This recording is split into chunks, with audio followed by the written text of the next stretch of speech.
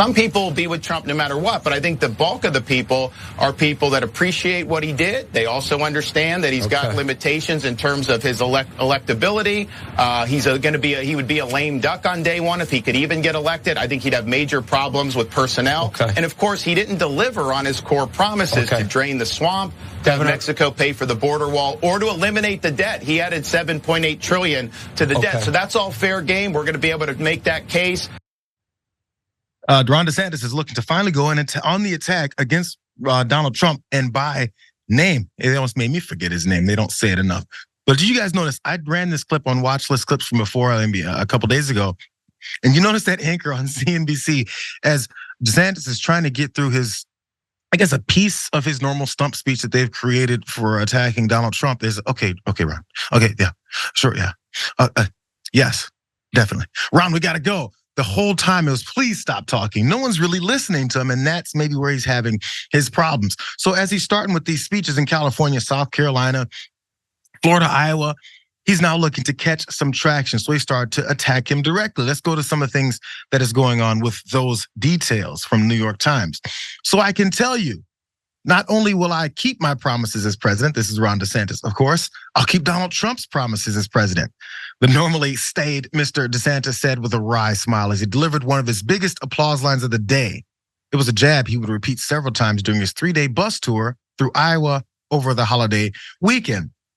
It's a theme, it's something going on. The thing with repeating speeches that you've had in multiple places, those crowds may not have seen it, but we've got all these cameras and they follow these guys everywhere the way that they didn't used to. So we see the repetition and looks a little bit rehearsed. We know it's always been that way, but damn, times have changed, so we get to see the way he's gone about this.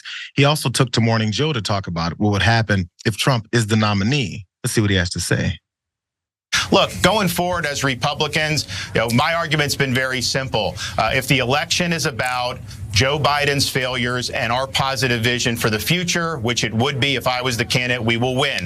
If it's about what piece of paper or document was left at the toilet at Mar-a-Lago or all these other things on January 6th, if that's what the election's about, then it's going to allow Biden to be in his basement and they are going to be able to do it again. Joe, there are millions of voters out there who don't like what Biden's doing, think the country's in the wrong direction, going in the wrong direction. They want to vote for a Republican, but once it's Donald Trump, that's just a deal breaker for them. They just won't do it. I saw a report, I think on your network, where someone said he was a Republican. He said it didn't matter. He would do Biden. That's just a reality that Republicans have to face up to if we want to win. And we saw these losses in the most recent elections, 22, 20, 2018. Let's give them America a chance for a fresh start. Let's give everyone a fresh start here. Did you guys notice the way he went about some of those things that Trump is going through?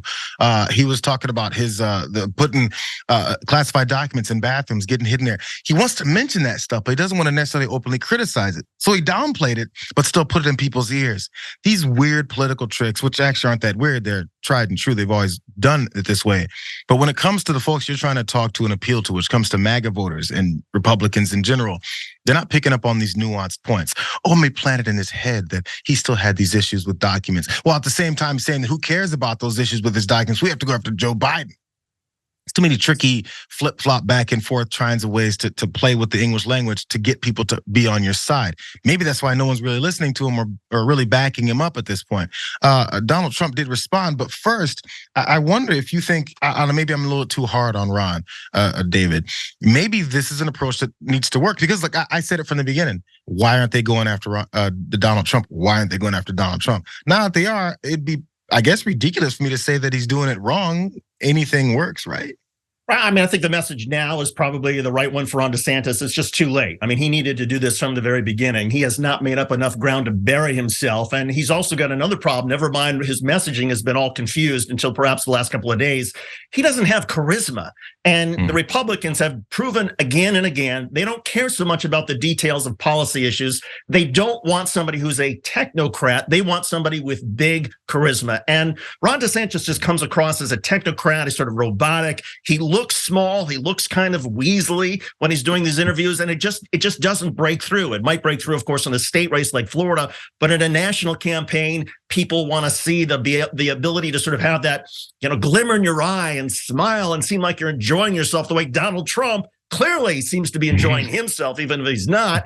That's the benchmark for Republicans, and Ron DeSantis is in deep trouble, and I think he knows it. For more political news breakdowns, interviews, stories of activism, and me trying my hardest to care about the occasional big celebrity news story, subscribe to our YouTube channel at youtube.com/thedamagereport. And you can ring the bell wherever it is so you don't miss anything.